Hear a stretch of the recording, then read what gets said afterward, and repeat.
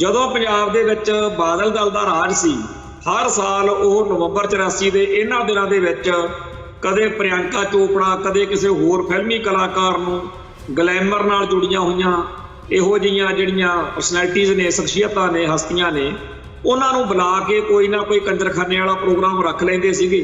ਤੇ ਸੰਗਤਾਂ 'ਚ ਬੜਾ ਰੋਸ ਹੁੰਦਾ ਸੀਗਾ ਕਿ ਇਹਨਾਂ ਦਿਨਾਂ ਦੇ ਵਿੱਚ ਤਾਂ ਸਾਨੂੰ ਜਿਹੜਾ ਸਾਡੇ ਉੱਤੇ ਕਹਿਰ ਹੋਇਆ ਉਹਦੀ ਗੱਲ ਕਰਨੀ ਚਾਹੀਦੀ ਆ। ਭਾਰਤੀ ਖੁਫੀਆ ਏਜੰਸੀਆਂ ਦੇ ਕਹਿਣ ਤੇ ਜਾਂ BJP ਦੇ RSS ਦੇ ਕਹਿਣ ਤੇ ਬਾਦਲ ਦਲ ਵਾਲੇ ਹਰ ਸਾਲ ਇਹ ਪ੍ਰੋਗਰਾਮ ਇਸ ਕਰਕੇ ਕਰਦੇ ਸੀਗੇ ਕਿ ਠੀਕ ਆ ਜੀ, ਜੂਨ 84 ਨਵੰਬਰ 84 ਵਾਪਰਿਆ, ਇੱਥੇ ਭਾਰੀ ਕਤਲੇਆਮ ਹੋਇਆ, ਪਰ ਹੁਣ ਇੱਥੇ ਨਵੰਬਰ 84 ਦੀ ਕਿਸੇ ਨੂੰ ਕੋਈ ਯਾਦ ਚੇਤਾ ਹੀ ਨਹੀਂ ਹੈਗਾ। ਦੇਖੋ ਇੱਥੇ ਭੰਗੜੇ ਪੈਂਦੇ ਆ, ਫਿਲਮੀ ਕਲਾਕਾਰ ਆ ਰਹੇ ਨੇ, ਪੰਜਾਬ 'ਚ ਨਜ਼ਾਰੇ ਨੇ, ਕੋਈ ਇਹੋ ਜਿਹਾ ਚੱਕਰ ਨਹੀਂ। ਆ ਜਿਹੜਾ ਡਰਾਮਾ ਕੀਤਾ PAU ਲੁਧਿਆਣੇ ਦੇ ਵਿੱਚ ਭਗਵੰਤ ਮਾਨ ਨੇ ਬਹਿਸ ਵਾਲਾ, ਇਹ ਘੱਟੋ ਘੱਟ ਇਹਨੂੰ ਇਹਨਾਂ ਦਿਨਾਂ 'ਚ ਨਹੀਂ ਸੀ ਕਰਨਾ ਚਾਹੀਦਾ, ਕਿਉਂਕਿ ਇਹ ਦਿਨ ਤਾਂ ਸਾਡੀ ਕੌਮ ਦੇ ਉੱਤੇ ਹੋਰ ਤਰੀਕੇ ਦੇ ਦਿਨ ਨੇ, ਜਿੱਥੇ ਸਾਡੀ ਕੌਮ ਨੇ ਆਪਦੇ ਉੱਤੇ ਹੋਏ ਜ਼ੁਲਮ ਦੀ ਗੱਲ ਕਰਨੀ।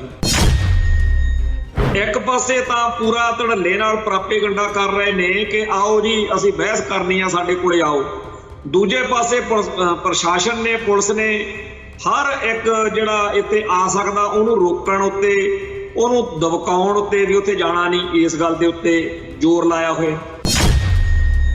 ਜਦੋਂ ਪਾਣੀਆਂ ਦੀ ਗੱਲ ਆਈ ਤਾਂ ਸਾਰਾ ਕਰਨਾਟਕਾ ਇਕੱਠਾ ਹੋ, ਜਿੰਨੇ ਵੀ ਉੱਥੇ ਸਿਆਸੀ ਧੜੇ ਸੀ ਉਹ ਸਾਰੇ ਇਕਜੁੱਟ ਤੇ ਇੱਕ ਮੁੱਠ ਹੋ ਕੇ ਆਪਦੇ ਹੱਕਾਂ ਲਈ ਲੜੇ, ਤੇ ਉਹ ਤੋਂ ਕੇਂਦਰ ਨੂੰ ਫਿਰ ਪਿੱਛੇ ਹਟਣਾ ਪਿਆ। ਇੱਧਰ ਸਾਡੇ ਭਗਵੰਤ ਮਾਨ ਦੀ ਕਮਾਂਡ ਹੇਠ ਜਿਹੜਾ ਇਹ ਡਰਾਮਾ ਸ਼ੁਰੂ ਹੋਇਆ, ਉਹਦੇ ਨਾਲ ਇਕੱਠੇ ਹੋਣ ਵਾਲੀ ਗੱਲ ਆ ਜਿਹੜੀ ਉਹ ਰਹੀ ਨਹੀਂ। ਜਦੋਂ 2004 ਦੇ ਵਿੱਚ ਕੈਪਟਨ ਅਮਰਿੰਦਰ ਸਿੰਘ ਇੱਥੇ ਮੁੱਖ ਮੰਤਰੀ ਸੀ, ਉਦੋਂ ਸੁਪਰੀਮ ਕੋਰਟ ਦਾ ਕੁਛ ਇਹੋ ਜਿਹਾ ਕਲਹਿਣਾ ਜਿਹਾ ਫੈਸਲਾ ਆ ਗਿਆ ਸੀ। ਉਦੋਂ ਕੈਪਟਨ ਅਮਰਿੰਦਰ ਸਿੰਘ ਨੇ ਸਰਦਾਰ ਪ੍ਰਕਾਸ਼ ਸਿੰਘ ਬਾਦਲ ਦੇ ਨਾਲ ਸਹਿਮਤੀ ਕੀਤੀ ਤੇ ਦੋਨਾਂ ਨੇ ਮਿਲ ਜੁਲ ਕੇ ਉੱਥੇ ਇੱਕ ਅਸੈਂਬਲੀ ਦੇ ਵਿੱਚ ਇਕੱਠ ਸੱਦ ਕੇ ਪੰਜਾਬ ਸਾਰੇ ਸਮਝੌਤੇ ਰੱਦ ਕਾਨੂੰਨ ਜਿਹੜਾ ਸੀ ਉਹ ਪਾਸ ਕੀਤਾ ਸੀ। ਆਪਾਂ ਕੈਪਟਨ ਦੇ ਵੀ ਕੋਈ ਹਮਾਇਤੀ ਨਹੀਂ ਤੇ ਆਪਾਂ ਬਾਦਲ ਦੇ ਵੀ ਕੋਈ ਹਮਾਇਤੀ ਨਹੀਂ, ਪਰ ਉਹਨਾਂ ਦੀ ਇਹ ਜਿਹੜੀ ਸਿਆਸੀ ਸਮਝ ਸੀ, ਘੱਟੋ ਘੱਟ ਉਹਨਾਂ ਨੇ ਪੰਜਾਬ ਬਾਰੇ ਇਹ ਦਿਖਾਤਾ ਕਿ ਪੰਜਾਬ ਅਸੀਂ ਇਸ ਮਸਲੇ ਤੇ ਤੁਹਾਡੇ ਨਾਲ ਸਹਿਮਤ ਨਹੀਂ। ਕਾਰਨ ਜਿਹੜਾ ਮਰਜ਼ੀ ਹੋਵੇ, ਬਿਆਨ ਤੇ ਬੁੱਚੜ ਨੇ ਵੀ ਦਰਿਆਈ ਪਾਣੀਆਂ ਦੇ ਹੱਕ ਵਿੱਚ ਕੁਝ ਕਰਕੇ ਦਿਖਾਤਾ, ਪਰ ਜਿਹੜੇ ਆ ਹੋਣ ਵਾਲੇ ਨੇ ਇਹਨਾਂ ਤੋਂ ਕੋਈ ਆਸ ਜਿਹੜੀ ਆ ਉਹ ਦਿਖਦੀ ਨਹੀਂ। TV 84 ਉੱਤੇ ਪ੍ਰੋਗਰਾਮ ਖਬਰ ਦੀ ਖਬਰ ਦੇਖ ਰਹੇ ਸਾਰੇ ਦਰਸ਼ਕਾਂ ਨੂੰ ਮੈਂ ਸਰਬਜੀਤ ਸਿੰਘ ਘੁਮਾਣ ਫਤਿਹ ਅਰਜ਼ ਕਰਦਾ ਜੀ। ਵਾਹਿਗੁਰੂ ਜੀ ਕਾ ਖਾਲਸਾ, ਵਾਹਿਗੁਰੂ ਜੀ ਕੀ ਫਤਿਹ। ਅੱਜ ਨਵੰਬਰ 84 ਦੇ ਕਤਲੇਆਮ ਦੇ ਸੰਬੰਧ ਵਿੱਚ 1 ਨਵੰਬਰ ਤੋਂ ਥਾਂ ਥਾਂ ਦੇ ਉੱਤੇ ਸੰਗਤਾਂ ਆਪਣੇ ਉੱਤੇ ਹੋਏ ਕਹਿਰ ਨੂੰ ਚੇਤੇ ਕਰ ਰਹੀਆਂ ਨੇ। ਅੰਮ੍ਰਿਤਸਰ ਦੇ ਵਿੱਚ ਵੀ ਦਲ ਖਾਲਸਾ ਅਤੇ ਹੋਰ ਸਿੱਖ ਜਥੇਬੰਦੀਆਂ ਨੇ ਮਿਲ ਕੇ ਇੱਥੇ ਇੱਕ ਮਾਰਚ ਕੀਤਾ ਤੇ ਉਹਦੇ ਵਿੱਚ ਰੋਣ ਪਿੱਟਣ ਦੀ ਥਾਂ ਵੀ ਸਾਡੇ ਨਾਲ ਧੱਕਾ ਹੋ ਗਿਆ, ਧੋਖਾ ਹੋ ਗਿਆ, ਜ਼ੁਲਮ ਹੋ ਗਿਆ, ਗੱਲਾਂ ਤਾਂ ਸਾਰੀਆਂ ਉਹੀ ਕੀਤੀਆਂ, ਪਰ ਮੁੱਖ ਤੌਰ ਦੇ ਉੱਤੇ ਇਹਦਾ ਨਾਂ ਆਜ਼ਾਦੀ ਮਾਰਚ ਰੱਖਿਆ ਗਿਆ, ਖਾਲਿਸਤਾਨ ਦੀ ਆਜ਼ਾਦੀ ਦਾ ਮਾਰਚ। ਬੜਾ ਚੰਗਾ ਲੱਗਿਆ ਜਿੱਥੇ ਸਿੱਖ ਸੰਗਤ ਇਹਨਾਂ ਦਿਨਾਂ ਦੇ ਵਿੱਚ ਆਪਣੇ ਉੱਤੇ ਹੋਏ ਉਸ ਜ਼ੁਲਮ ਨੂੰ ਚੇਤੇ ਕਰਕੇ ਆਪਣੀ ਕੌਮ ਦਾ ਆਜ਼ਾਦੀ ਦਾ ਜਿਹੜਾ ਸੰਘਰਸ਼ ਆ ਉਹਦੇ ਪ੍ਰਤੀ ਵਚਨਬੱਧਤਾ ਦੁਹਰਾਉਂਦੀ ਆ। ਉੱਥੇ ਜਿਹੜਾ ਭਾਰਤੀ ਹਕੂਮਤੀ ਤੰਤਰ ਦਾ ਮੁੱਖ ਧਾਰਾ ਨਾਲ ਜੁੜਿਆ ਸਿੱਖਾਂ ਚੋਂ ਵਰਗ ਆ, ਉਹ ਕੀ ਕਰਦਾ ਕਰਾਉਂਦਾ, ਉਹਦੀ ਸਾਨੂੰ ਚਰਚਾ ਕਰਨੀ ਬਣਦੀ। ਜਦੋਂ ਪੰਜਾਬ ਦੇ ਵਿੱਚ ਬਾਦਲ ਦਲ ਦਾ ਰਾਜ ਸੀ, ਹਰ ਸਾਲ ਉਹ ਨਵੰਬਰ 84 ਦੇ ਇਹਨਾਂ ਦਿਨਾਂ ਦੇ ਵਿੱਚ ਕਦੇ ਪ੍ਰਿਯੰਕਾ ਚੋਪੜਾ, ਕਦੇ ਕਿਸੇ ਹੋਰ ਫਿਲਮੀ ਕਲਾਕਾਰ ਨੂੰ ਗਲੈਮਰ ਨਾਲ ਜੁੜੀਆਂ ਹੋਈਆਂ ਇਹੋ ਜਿਹੀਆਂ ਜਿਹੜੀਆਂ ਪਰਸਨੈਲਿਟੀਜ਼ ਨੇ, ਸ਼ਖਸੀਅਤਾਂ ਨੇ, ਹਸਤੀਆਂ ਨੇ, ਉਹਨਾਂ ਨੂੰ ਬੁਲਾ ਕੇ ਕੋਈ ਨਾ ਕੋਈ ਕੰਜਰਖਾਨੇ ਵਾਲਾ ਪ੍ਰੋਗਰਾਮ ਰੱਖ ਲੈਂਦੇ ਸੀਗੇ। ਤੇ ਸੰਗਤਾਂ 'ਚ ਬੜਾ ਰੋਸ ਹੁੰਦਾ ਸੀਗਾ ਕਿ ਇਹਨਾਂ ਦਿਨਾਂ ਦੇ ਵਿੱਚ ਤਾਂ ਸਾਨੂੰ ਜਿਹੜਾ ਸਾਡੇ ਉੱਤੇ ਕਹਿਰ ਹੋਇਆ ਉਹਦੀ ਗੱਲ ਕਰਨੀ ਚਾਹੀਦੀ ਆ। ਪਰ ਭਾਰਤੀ ਖੁਫੀਆ ਏਜੰਸੀਆਂ ਦੇ ਕਹਿਣ ਤੇ ਜਾਂ BJP ਦੇ RSS ਦੇ ਕਹਿਣ ਤੇ ਬਾਦਲ ਦਲ ਵਾਲੇ ਹਰ ਸਾਲ ਇਹ ਪ੍ਰੋਗਰਾਮ ਇਸ ਕਰਕੇ ਕਰਦੇ ਸੀਗੇ कि ठीक आ जी जून 84 नवंबर 84 वापरिया, इत्थे भारी कतलेआम होया, पर हुण इत्थे नवंबर 84 ਦੀ ਕਿਸੇ ਨੂੰ ਕੋਈ याद चेता ही नहीं हैगा। देखो इत्थे भंगड़े पैंदे आ, फिल्मी कलाकार आ रहे ने पंजाब 'ਚ, नज़ारे ने, कोई इहो जिहा चक्कर नहीं। सो ਇਹ भी एक ਕਿਸੇ कौम ਦੀ लड़ाई ਨੂੰ हराउण दा, ਉਹਨੂੰ गलत दर्शाउण ਦਾ एक तरीका हुंदा, ਜਿਹਦੇ 'ਚ बादल दल ने पूरा योगदान ਜਿਹੜਾ है ਉਹ ਪਾਇਆ। हर साल नवंबर महीने ਦੇ ਵਿੱਚ ਪਹਿਲੇ ਦਿਨਾਂ ਦੇ ਵਿੱਚ ਕੋਈ ਨਾ ਕੋਈ ਇਹੋ ਜਿਹਾ ਪ੍ਰੋਗਰਾਮ ਉਹ ਰੱਖਦੇ ਰਹੇ। ਜਦੋਂ ਬਾਅਦ ਵਿੱਚ ਕਾਂਗਰਸ ਕੋਲੇ ਸੱਤਾ ਆਈ ਆ, ਉਹਨਾਂ ਨੇ ਤਾਂ ਚਲੋ ਨਵੰਬਰ 84 ਦੇ ਕਤਲੇਆਮ ਬਾਰੇ ਪੰਜਾਬ ਦੇ ਵਿੱਚ ਕੋਈ ਗੱਲ ਕਰਨੀ ਹੀ ਕੀ ਸੀ, ਕਿਉਂਕਿ ਇਹ ਕਤਲੇਆਮ ਜਿਹੜਾ ਇਹ ਤਾਂ ਕੀਤਾ ਹੀ ਕਾਂਗਰਸ ਪਾਰਟੀ ਨੇ। ਪਰ ਜਦੋਂ ਹੁਣ ਆਮ ਆਦਮੀ ਪਾਰਟੀ ਸੱਤਾ 'ਚ ਆਈ ਹੈ, ਇਹਨਾਂ ਨੇ ਵੀ ਕੋਈ ਭਲੀ ਨਹੀਂ ਗੁਜ਼ਾਰੀ। ਅੱਜ ਦੇ ਦਿਨ ਘੱਟੋ ਘੱਟ ਆ ਜਿਹੜਾ ਡਰਾਮਾ ਕੀਤਾ ਪੀਏਯੂ ਲੁਧਿਆਣੇ ਦੇ ਵਿੱਚ ਭਗਵੰਤ ਮਾਨ ਨੇ ਬਹਿਸ ਵਾਲਾ, ਇਹ ਘੱਟੋ ਘੱਟ ਇਹਨੂੰ ਇਹਨਾਂ ਦਿਨਾਂ 'ਚ ਨਹੀਂ ਸੀ ਕਰਨਾ ਚਾਹੀਦਾ, ਕਿਉਂਕਿ ਇਹ ਦਿਨ ਤਾਂ ਸਾਡੀ ਕੌਮ ਦੇ ਉੱਤੇ ਹੋਰ ਤਰੀਕੇ ਦੇ ਦਿਨ ਨੇ, ਜਿੱਥੇ ਸਾਡੀ ਕੌਮ ਨੇ ਆਪਦੇ ਉੱਤੇ ਹੋਏ ਜ਼ੁਲਮ ਦੀ ਗੱਲ ਕਰਨੀ। ਹੁਣ ਜਿਹੜਾ ਇਹ ਡਰਾਮਾ ਕੀਤਾ ਹੈ, ਉੱਥੇ ਬੜੀ ਭਾਰੀ ਗਿਣਤੀ ਦੇ ਵਿੱਚ ਫੋਰਸਾਂ ਲਾ ਦਿੱਤੀਆਂ। ਇੱਕ ਪਾਸੇ ਤਾਂ ਪੂਰਾ ਧੜੱਲੇ ਨਾਲ ਪ੍ਰਾਪੇਗੰਡਾ ਕਰ ਰਹੇ ਨੇ ਕਿ ਆਓ ਜੀ ਅਸੀਂ ਬਹਿਸ ਕਰਨੀ ਆ, ਸਾਡੇ ਕੋਲੇ ਆਓ। ਦੂਜੇ ਪਾਸੇ ਪ੍ਰਸ਼ਾਸਨ ਨੇ, ਪੁਲਿਸ ਨੇ ਹਰ ਇੱਕ ਜਿਹੜਾ ਇੱਥੇ ਆ ਸਕਦਾ ਉਹਨੂੰ ਰੋਕਣ ਉੱਤੇ, ਉਹਨੂੰ ਦਬਕਾਉਣ ਉੱਤੇ ਵੀ ਉੱਥੇ ਜਾਣਾ ਨਹੀਂ, ਇਸ ਗੱਲ ਦੇ ਉੱਤੇ ਜ਼ੋਰ ਲਾਇਆ ਹੋਇਆ। ਡਰਾਮੇਬਾਜ਼ੀ ਦੇਖੋ ਵੀ ਜਿਹੜੇ ਬੰਦੇ ਉੱਥੇ ਪਹੁੰਚ ਵੀ ਗਏ ਲੁਧਿਆਣੇ, ਉਹਨਾਂ ਨੂੰ ਵੀ ਧੂ ਕੇ ਪੁਲਿਸੀਆਂ ਨੇ ਉੱਥੇ ਵੜਨ ਨਹੀਂ ਦਿੱਤਾ। ਤੇ ਭਗਵੰਤ ਮਾਨ ਨੇ ਜਿਵੇਂ ਕਹਿੰਦੇ ਹੁੰਦੇ ਆ ਵੀ ਆਪੇ ਮੱਥਾ ਟੇਕਿਆ ਤੇ ਆਪੇ ਬੁੱਢ ਸੁਹਾਗਣ, ਇਹ ਪਿੰਡਾਂ ਦੇ ਵਿੱਚ ਇੱਕ ਮੁਹਾਵਰਾ ਜਾਂ ਅਖਾਣ ਵਰਤਿਆ ਜਾਂਦਾ ਵੀ ਆਪਦੇ ਆਪ ਨੂੰ ਆਪ ਹੀ ਮੱਥਾ ਟੇਕ ਕੇ ਆਪ ਹੀ ਆਪਦੇ ਆਪ ਨੂੰ ਅਸੀਸ ਦੇ ਰਹੀ। ਸੋ ਇਹ ਕੁਛ ਅੱਜ ਇੱਥੇ ਵਾਪਰਿਆ ਵੀ ਭਗਵੰਤ ਮਾਨ ਨੇ ਯੂਨੀਵਰਸਿਟੀ ਲੁਧਿਆਣੇ ਦੇ ਵਿੱਚ ਇੱਕ ਪ੍ਰੋਗਰਾਮ ਕੀਤਾ, ਜਿੱਥੇ ਆਪਦੇ ਬੰਦੇ ਸੱਦ ਕੇ, ਤੇ ਉੱਥੇ ਮੀਡੀਆ ਵਾਲੇ ਵੀ ਆਪਦੇ ਹੀ ਸੱਦੇ ਵੀ ਹੋਰ ਨਾ ਕੋਈ ਮੀਡੀਆ ਵਾਲਾ ਵੜ ਜੇ। ਸੋ ਇਹ ਸਾਰੀ ਉੱਥੇ ਇੱਕ ਕਵਾਇਦ ਜਿਹੜੀ ਆ ਕੀਤੀ ਗਈ, ਉਹਦਾ ਨਾ ਤਾਂ ਪੰਜਾਬ ਨੂੰ ਕੋਈ ਲਾਭ ਹੋਣਾ ਸੀ ਤੇ ਨਾ ਹੀ ਹੋਇਆ, ਨੁਕਸਾਨ ਜ਼ਰੂਰ ਹੋਇਆ। ਜਦੋਂ ਕਰਨਾਟਕਾ ਦੇ ਪਾਣੀ ਲੁੱਟੇ ਜਾਣ ਦੀ ਗੱਲ ਆਈ, ਉੱਥੋਂ ਦੇ ਸਿਆਸੀ ਜਿਹੜੇ ਧੜੇ ਨੇ, ਜਿਵੇਂ ਹਰ ਸੂਬੇ 'ਚ ਅੱਡ-ਅੱਡ ਧੜੇ ਹੁੰਦੇ ਆ, ਜਿਹੜੇ ਕਦੇ ਕੋਈ ਸੱਤਾ ਚਾਹੁੰਦਾ, ਕਦੇ ਕੋਈ ਸੱਤਾ ਚਾਹੁੰਦਾ, ਤੇ ਜਿੱਥੇ ਸੱਤਾ ਦੀ ਲੜਾਈ ਹੋਊਗੀ ਉੱਥੇ ਇੱਕ ਦੂਜੇ ਦੇ ਨਾਲ ਬੈਰ ਵਿਰੋਧ ਵੀ ਹੋਣਗੇ, ਇੱਕ ਦੂਜੇ ਨਾਲ ਸ਼ਰੀਕਾਬਾਜੀ ਵੀ ਹੋਊਗੀ, ਪਾਰਟੀਬਾਜੀ, ਧੜੇਬਾਜੀ, ਸਭ ਕੁਝ ਹੀ ਹੋਏਗਾ। ਸੋ ਕਰਨਾਟਕਾ ਦੇ ਵਿੱਚ ਵੀ ਇਹ ਸਾਰਾ ਕੁਝ ਹੋਣ ਦੇ ਬਾਵਜੂਦ ਜਦੋਂ ਪਾਣੀਆਂ ਦੀ ਗੱਲ ਆਈ ਤਾਂ ਸਾਰਾ ਕਰਨਾਟਕਾ ਇਕੱਠਾ ਹੋ ਗਿਆ। ਜਿੰਨੇ ਵੀ ਉੱਥੇ ਸਿਆਸੀ ਧੜੇ ਸੀ ਉਹ ਸਾਰੇ ਇਕਜੁੱਟ ਤੇ ਇੱਕ ਮੁੱਠ ਹੋ ਕੇ ਆਪਦੇ ਹੱਕਾਂ ਲਈ ਲੜੇ, ਤੇ ਉਹ ਤੋਂ ਕੇਂਦਰ ਨੂੰ ਫਿਰ ਪਿੱਛੇ ਹਟਣਾ ਪਿਆ। ਇੱਧਰ ਸਾਡੇ ਭਗਵੰਤ ਮਾਨ ਦੀ ਕਮਾਂਡ ਹੇਠ ਜਿਹੜਾ ਇਹ ਡਰਾਮਾ ਸ਼ੁਰੂ ਹੋਇਆ, ਉਹਦੇ ਨਾਲ ਇਕੱਠੇ ਹੋਣ ਵਾਲੀ ਗੱਲ ਆ ਜਿਹੜੀ ਉਹ ਰਹੀ ਨਹੀਂ, ਵੰਡ ਦਿੱਤਾ ਗਿਆ ਪੰਜਾਬ ਨੂੰ, ਤੇ ਜਿਹੜਾ ਦੁਸ਼ਮਣ ਆ ਉਹਦੇ ਲਈ ਰਾਹ ਸੌਖਾ ਕਰ ਦਿੱਤਾ ਗਿਆ ਵੀ ਇੱਥੇ ਤਾਂ ਹੁਣ ਇਹ ਇਕੱਠੇ ਤਾਂ ਹੋ ਨਹੀਂ ਸਕਦੇ। ਅਗਲੀ ਗੱਲ ਇਹ ਕਿ ਜਦੋਂ 2004 ਦੇ ਵਿੱਚ ਕੈਪਟਨ ਅਮਰਿੰਦਰ ਸਿੰਘ ਇੱਥੇ ਮੁੱਖ ਮੰਤਰੀ ਸੀ, ਉਦੋਂ ਸੁਪਰੀਮ ਕੋਰਟ ਦਾ ਕੁਝ ਇਹੋ ਜਿਹਾ ਕਲਹਿਣਾ ਜਿਹਾ ਫੈਸਲਾ ਆ ਗਿਆ ਸੀ। ਉਦੋਂ ਕੈਪਟਨ ਅਮਰਿੰਦਰ ਸਿੰਘ ਨੇ ਸਰਦਾਰ ਪ੍ਰਕਾਸ਼ ਸਿੰਘ ਬਾਦਲ ਦੇ ਨਾਲ ਸਹਿਮਤੀ ਕੀਤੀ ਤੇ ਦੋਨਾਂ ਨੇ ਮਿਲ ਜੁਲ ਕੇ ਉੱਥੇ ਇੱਕ ਅਸੈਂਬਲੀ ਦੇ ਵਿੱਚ ਇਕੱਠ ਸੱਦ ਕੇ ਪੰਜਾਬ ਸਾਰੇ ਸਮਝੌਤੇ ਰੱਦ ਕਾਨੂੰਨ ਜਿਹੜਾ ਸੀ ਉਹ ਪਾਸ ਕੀਤਾ ਸੀ। ਆਪਾਂ ਕੈਪਟਨ ਦੇ ਵੀ ਕੋਈ ਹਮਾਇਤੀ ਨਹੀਂ ਤੇ ਆਪਾਂ ਬਾਦਲ ਦੇ ਵੀ ਕੋਈ ਹਮਾਇਤੀ ਨਹੀਂ, ਪਰ ਉਹਨਾਂ ਦੀ ਇਹ ਜਿਹੜੀ ਸਿਆਸੀ ਸਮਝ ਸੀ, ਘੱਟੋ ਘੱਟ ਉਹਨਾਂ ਨੇ ਪੰਜਾਬ ਬਾਰੇ ਇਹ ਦਿਖਾਤਾ ਕਿ ਪੰਜਾਬ ਅਸੀਂ ਇਸ ਮਸਲੇ ਤੇ ਤੁਹਾਡੇ ਨਾਲ ਸਹਿਮਤ ਨਹੀਂ ਹੈ, ਅਸੀਂ ਇਹ ਇੱਕ ਮੁੱਠ। ਇਹ ਗੱਲ ਆਪਦੀ ਥਾਂ ਤੇ ਆ ਕਿ ਇਹੀ ਕੈਪਟਨ ਤੇ ਇਹੀ ਬਾਦਲ ਹੋਰ ਕਈ ਮੌਕਿਆਂ ਦੇ ਉੱਤੇ ਪੰਜਾਬ ਦੇ ਖਿਲਾਫ ਵੀ ਭੁਗਤੇ, ਤੇ ਇਹ ਵੀ ਗੱਲ ਸਾਨੂੰ ਕਦੇ ਭੁੱਲ ਨਹੀਂ ਸਕਦੀ ਕਿ ਇਸ ਸਿਆਸੀ ਘਸਮਾਣ ਦੇ ਵਿੱਚ ਬਹੁਤ ਸਾਰੇ ਆਗੂਆਂ ਨੇ ਅੱਡ-ਅੱਡ ਮੌਕਿਆਂ ਦੇ ਉੱਤੇ ਪੰਜਾਬ ਦੇ ਲੋਕਾਂ ਦਾ ਘਾਣ ਕੀਤਾ, ਪੰਜਾਬ ਦੇ ਖਿਲਾਫ ਭੁਗਤੇ, ਤੇ ਬਿਆਨ ਤੇ ਬੁੱਚੜ ਦੇ ਮੌਕੇ ਸਭ ਤੋਂ ਵੱਧ ਕਹਿਰ ਹੋਏ।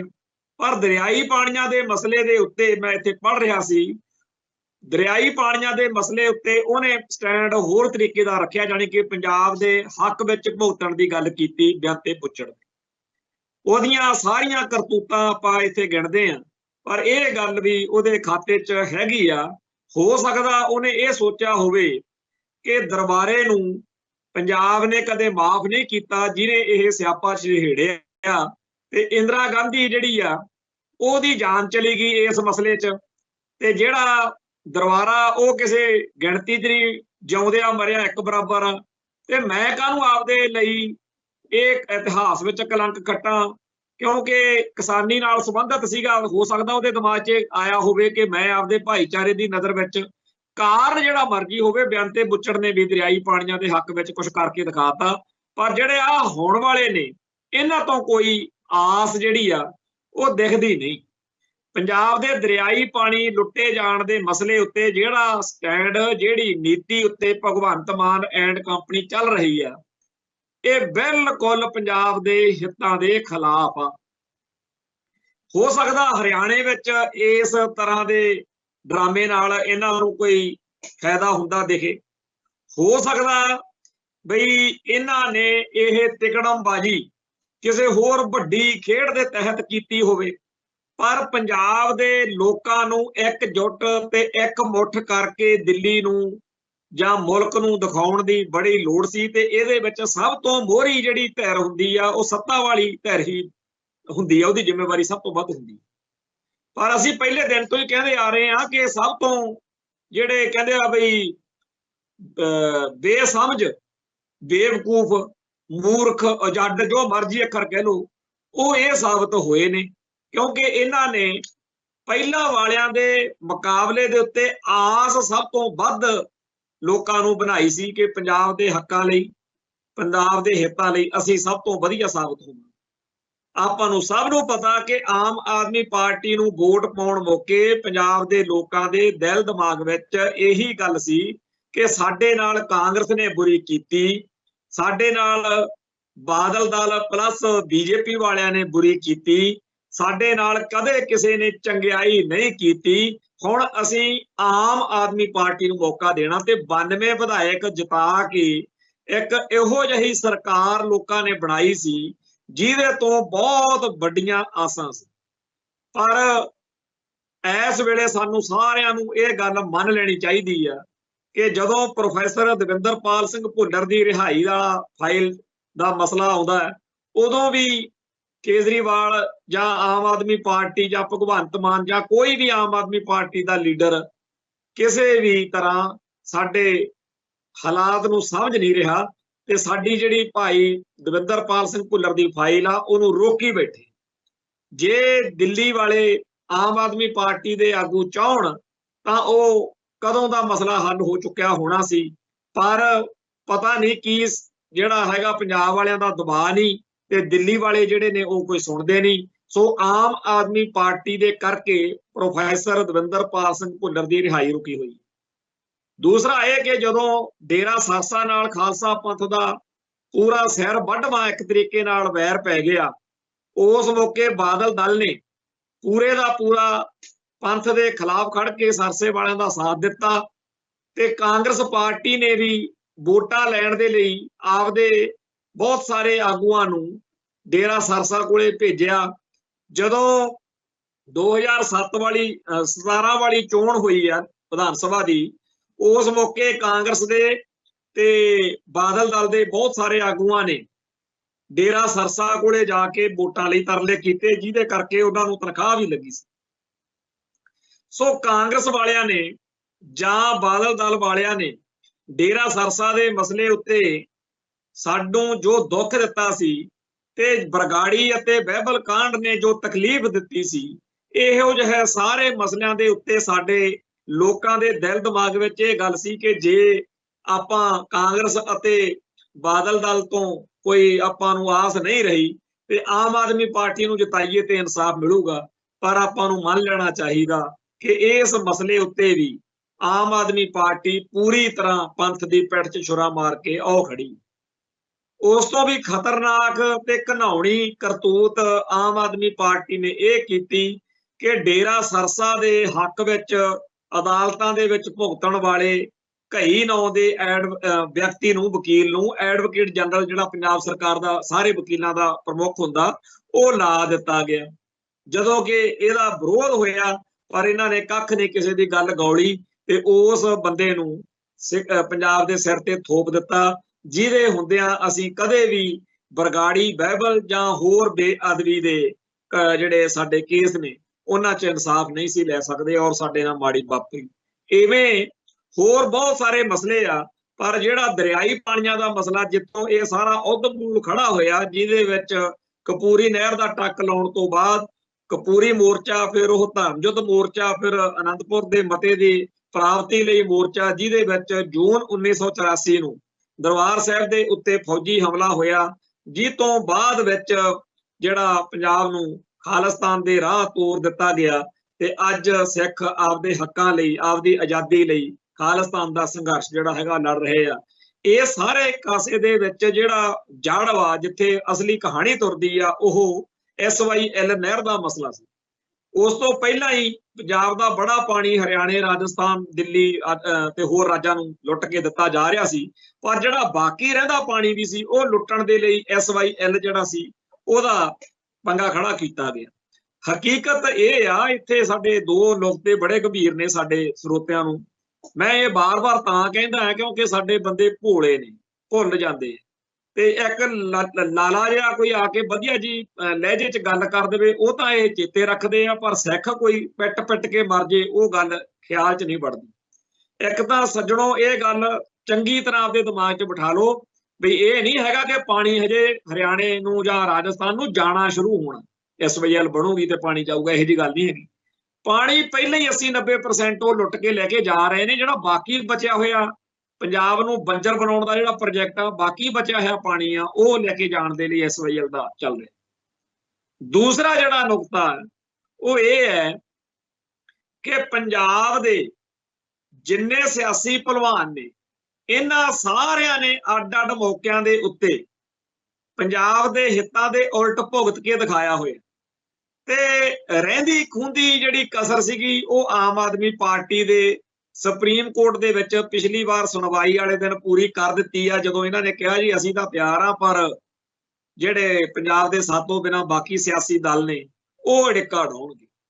ਕਹਿਣ ਤੋਂ ਭਾਵ ਇਹ ਕਿ ਜਿਹੜੇ ਪਹਿਲਾਂ ਵਾਲੇ ਸੀ ਉਹਨਾਂ ਤੋਂ ਤਾਂ ਕੋਈ ਆਸ ਹੈ ਨਹੀਂ ਸੀ, ਤੇ ਜਿਨ੍ਹਾਂ ਤੋਂ ਆਸ ਕਰਕੇ ਲੋਕਾਂ ਨੇ ਇਹਨਾਂ ਨੂੰ ਵੋਟਾਂ ਪਾਈਆਂ ਸੀ ਉਹਨਾਂ ਨੇ ਵੀ ਬੇੜੀਆਂ 'ਚ ਵੱਟੇ ਪਾਤੇ। ਹੁਣ ਪੰਜਾਬ ਦੇ ਪਾਣੀਆਂ ਦੀ ਰਾਖੀ ਕੌਣ ਕਰੂ? ਜਿਹੜਾ ਆਪਾਂ ਪਿਛਲੇ ਕਈ ਦਿਨਾਂ ਤੋਂ ਗੱਲ ਕਹਿ ਰਹੇ ਹਾਂ ਕਿ ਖਾੜਕੂ ਲਹਿਰ ਨੇ ਪੰਜਾਬ ਦੇ SYL ਦੇ ਪ੍ਰੋਜੈਕਟ ਦੇ ਰਾਹ 'ਚ ਜਿਹੜਾ ਨੱਕਾ ਲਾਇਆ, ਉਹਦੇ ਤੋਂ ਬਗੈਰ ਪੰਜਾਬ ਦੇ ਪਾਣੀਆਂ ਦੇ ਮਸਲੇ ਉੱਤੇ ਹੋਰ ਹੈ ਕੀ।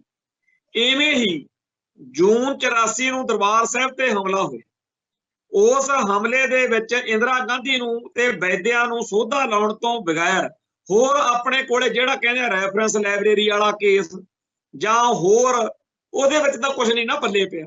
ਇਵੇਂ ਹੀ ਨਵੰਬਰ 84 ਦੇ ਵਿੱਚ ਜਿੰਨੇ ਕੁ ਸਾਡੇ ਜੁਝਾਰੂ ਵੀਰਾਂ ਨੇ ਦੁਸ਼ਟਾਂ ਨੂੰ ਸੋਧੇ ਲਾਤੇ ਬਾਕੀ ਤਾਂ ਕੁਝ ਨਹੀਂ ਨਾ ਪੱਲੇ ਪਿਆ।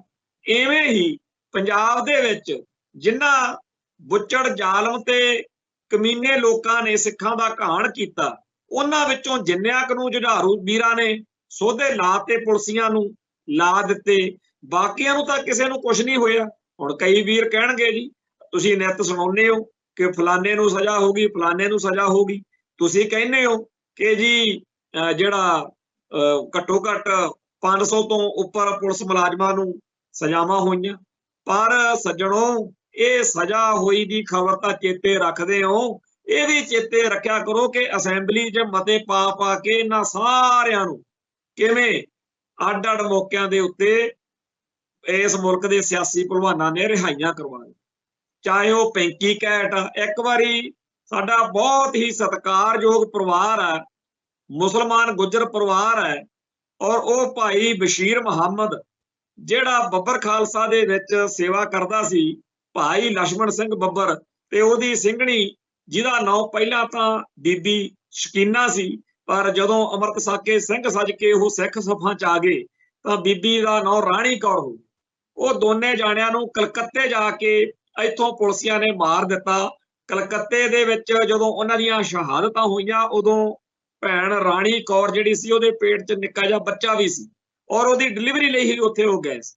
ਉੱਥੇ ਜਦੋਂ ਇਹ ਜ਼ੁਲਮ ਹੋਇਆ ਤਾਂ ਕਲਕੱਤੇ ਦੇ ਵਿੱਚ ਉੱਥੋਂ ਦੀ ਸਰਕਾਰ ਨੇ ਇਹਨਾਂ ਪੁਲਿਸੀਆਂ ਦੇ ਉੱਤੇ 7-8 ਜਾਣਿਆਂ ਤੇ ਮੁਕੱਦਮਾ ਚਲਾਇਆ ਤੇ ਇਹਨਾਂ ਨੂੰ ਸਜ਼ਾ ਹੋ ਗਈ ਉਮਰ ਕੈਦ ਔਰ ਉਹ ਸੁਪਰੀਮ ਕੋਰਟ ਤੱਕ ਵੀ ਉਹ ਜਿਹੜੀ ਸਜ਼ਾ ਉਹ ਬਹਾਲ ਰਹਿ ਗਈ।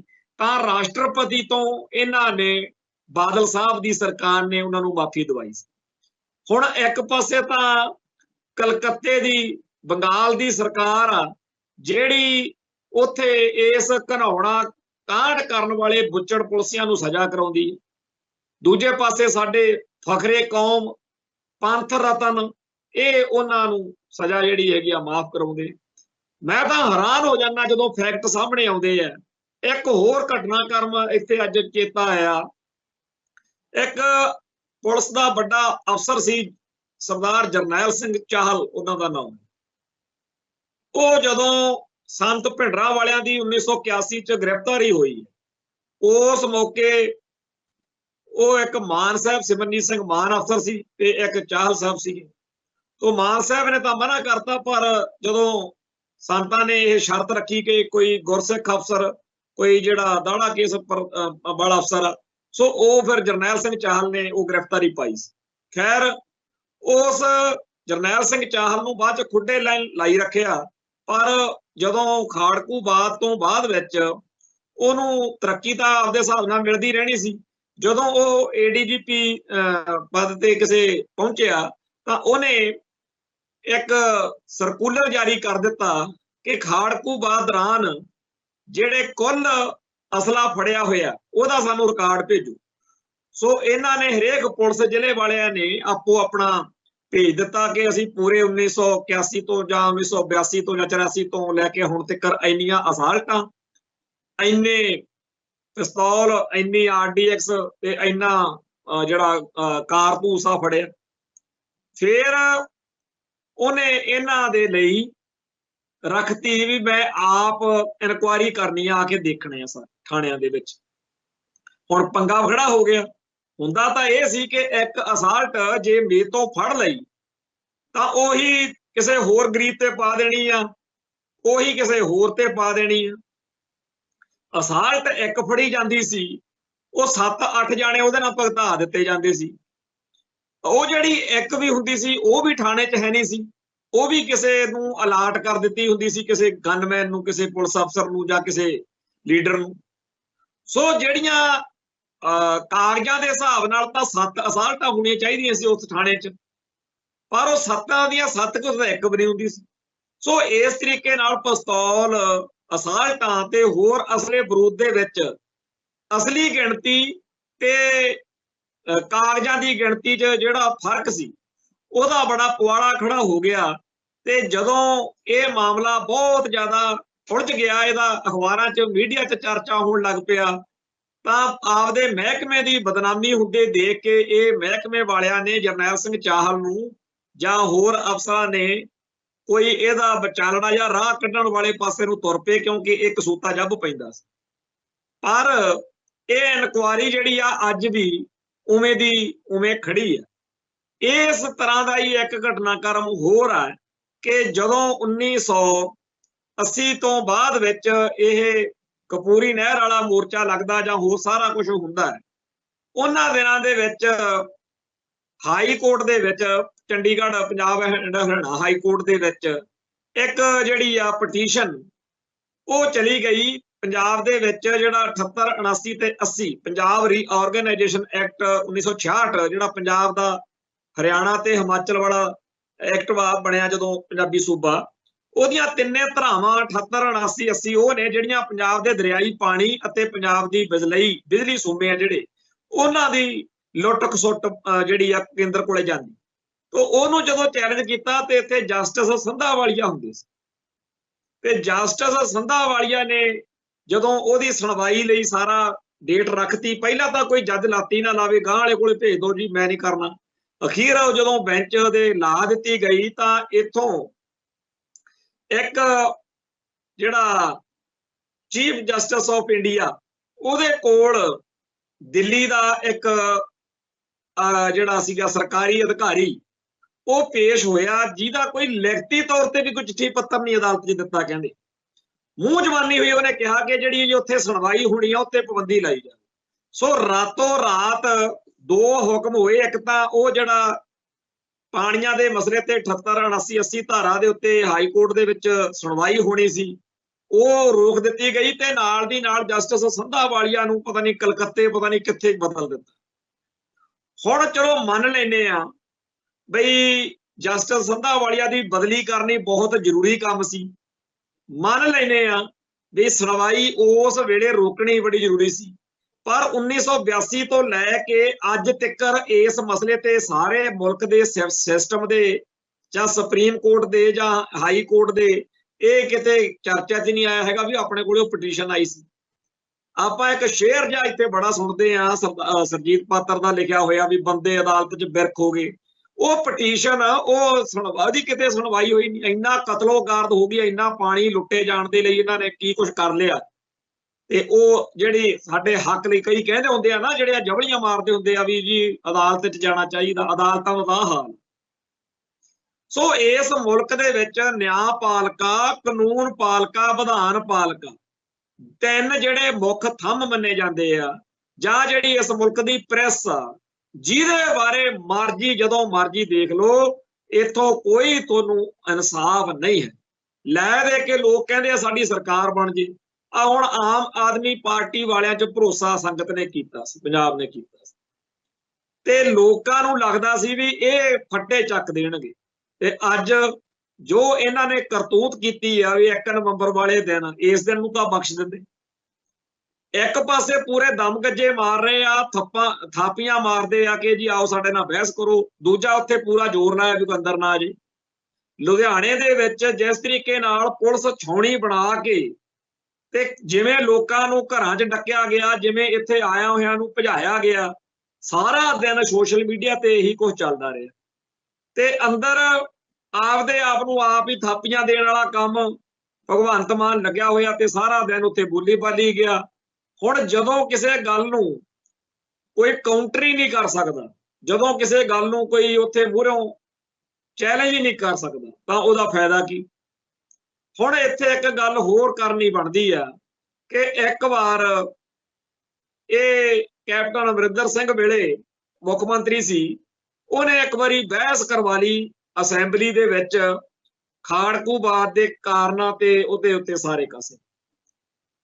ਉਹਨੇ ਚਾਹੇ ਚੰਗਾ ਚਾਹੇ ਮਾੜਾ, ਉਹਨੇ ਵਿਰੋਧੀ ਪਾਰਟੀ ਨੂੰ, ਅਕਾਲੀ ਦਲ ਨੂੰ ਪੂਰਾ ਮੌਕਾ ਦਿੱਤਾ। ਇਹ ਵੱਖਰੀ ਗੱਲ ਆ ਕਿ ਇਹਨਾਂ ਤੋਂ ਕੁਝ ਕਿਹਾ ਸੁਣਿਆ ਨਹੀਂ ਗਿਆ। ਦੂਸਰਾ, ਕੈਪਟਨ ਅਮਰਿੰਦਰ ਸਿੰਘ ਨੇ ਜਦੋਂ ਬਰਗਾੜੀ ਮੋਰਚਾ ਲੱਗਿਆ ਹੋਇਆ ਸੀ, ਉਸ ਮੌਕੇ ਬੇਅਦਬੀ ਦੇ ਮੁੱਦੇ ਉੱਤੇ ਬਹਿਸ ਇੱਥੇ ਅਸੈਂਬਲੀ 'ਚ ਕਰਵਾਈ। ਉਸ ਮੌਕੇ ਵੀ ਵਿਰੋਧੀ ਪਾਰਟੀ ਹੋਣ ਦੇ ਬਾਵਜੂਦ ਅਕਾਲੀ ਦਲ ਬਾਦਲ ਕੋਈ ਸਾਰਥਕ ਜਵਾਬ ਜਿਹੜਾ ਸੀ ਉਹ ਨਹੀਂ ਦੇ ਸਕੇ। ਪਰ ਹੁਣ ਆਮ ਆਦਮੀ ਪਾਰਟੀ ਕੋਲ 92 ਵਿਧਾਇਕ ਸੀ, ਤੇ ਜੇ ਕਿਤੇ ਇਹ ਅਸੈਂਬਲੀ ਦੇ ਵਿੱਚ ਇਸ ਤਰੀਕੇ ਨਾਲ ਬਹਿਸ ਕਰਾਵੇ, ਜਿਹੜੇ ਵੀ ਬਾਕੀ ਬਚੇ ਹੋਏ 20-25 ਵਿਧਾਇਕ ਹੈਗੇ ਆ, ਜੇ ਉਹ ਚਾਹਣ ਤਾਂ ਇਹਨੂੰ ਬੁਰੀ ਤਰ੍ਹਾਂ ਅਸੈਂਬਲੀ 'ਚ ਚੈਲੰਜ ਕਰ ਸਕਦੇ ਆ। ਕਿਉਂਕਿ ਪਿਛਲੇ 2 ਸਾਲ ਦੇ ਵਿੱਚ ਜਿਹੜਾ ਗੰਦ ਆਮ ਆਦਮੀ ਪਾਰਟੀ ਦੇ ਰਾਜ ਭਾਗ ਵਿੱਚ ਪੈ ਰਿਹਾ, ਉਹ ਤਾਂ ਪਿਛਲੇ 70-80 ਸਾਲਾਂ ਦੇ ਨਾਲੋਂ ਵੀ ਜ਼ਿਆਦਾ ਮਾੜਾ ਹੋ ਰਿਹਾ। ਆਏ ਦਿਨ ਇੱਥੇ ਕਤਲ ਹੋ ਰਹੇ ਨੇ, ਕੋਈ ਬੰਦਾ ਸੇਫ ਨਹੀਂ, ਕੋਈ ਸਿਕਿਉਰਿਟੀ ਨਹੀਂ, ਜਿਹਦਾ ਜੀ ਕਰਦਾ ਕਤਲ ਕਰਕੇ ਹੋ ਜਾਂਦਾ। ਤੇ ਸਾਰੇ ਕਾਸੇ ਦੇ ਬਾਰੇ ਪੰਜਾਬ ਦਾ ਜਿਹੜਾ ਪ੍ਰਸ਼ਾਸਨ ਆ, DGP ਜਾਂ ਹੋਰ ਸਾਰੇ, ਉਹ ਗੱਲਾਂ ਬਾਤਾਂ ਜੀਆਂ ਮਾਰ ਕੇ ਟਾਈਮ ਟਪਾਈ ਜਾਂਦੇ। ਚਲੋ ਅਸੀਂ ਤਾਂ ਖਾਲਿਸਤਾਨ ਦੇ ਸੰਘਰਸ਼ ਨੂੰ ਸਮਰਪਿਤ ਹਾਂ। ਜਿਹੜੇ ਲੋਕ ਇਸ ਮੁਲਕ ਦੇ ਮੁੱਖ ਧਾਰਾ ਨੂੰ ਮੱਥਾ ਟੇਕੀ ਬੈਠੇ ਆ, ਤੁਸੀਂ ਕਦੇ ਸੁਣਿਓ ਰਿਤੇਸ਼ ਲੱਖੀ ਦੇ ਇਹਨਾਂ ਦਿਨਾਂ 'ਚ ਇੰਟਰਵਿਊ, ਉਹਦੀਆਂ ਗੱਲਾਂ ਬਾਤਾਂ ਕਿੱਥੋਂ ਬੋਲਦੇ। ਸੋ ਬਹੁਤ ਹੀ ਖਤਰਨਾਕ ਦੌਰ ਆ। ਤੇ ਇਸ ਮਾਹੌਲ ਦੇ ਵਿੱਚ 92 ਵਿਧਾਇਕਾਂ ਵਾਲੀ, ਕਿਉਂਕਿ ਆਮ ਤੌਰ ਤੇ ਇਹ ਹੁੰਦਾ ਕਿ ਸਾਡੇ ਕੋਲੇ ਜੀ ਪੂਰੀ ਗਿਣਤੀ ਨਹੀਂ ਹੈਗੀ, MLA ਨਹੀਂ ਪੂਰੇ, 92 ਵਿਧਾਇਕਾਂ ਵਾਲੀ ਇਸ ਪਾਰਟੀ ਨੇ ਨਾ ਪੰਥ ਨੂੰ ਤੇ ਨਾ ਪੰਜਾਬ ਨੂੰ ਕੁਛ ਦਿੱਤਾ। ਤੇ ਥਾਪੀਆਂ ਮਾਰ ਮਾਰ ਕੇ ਆਪਦੇ ਆਪ ਨੂੰ ਆਪ ਹੀ ਸ਼ਾਬਾਸ਼ੀ ਦਿੰਦੇ ਫਿਰਦੇ।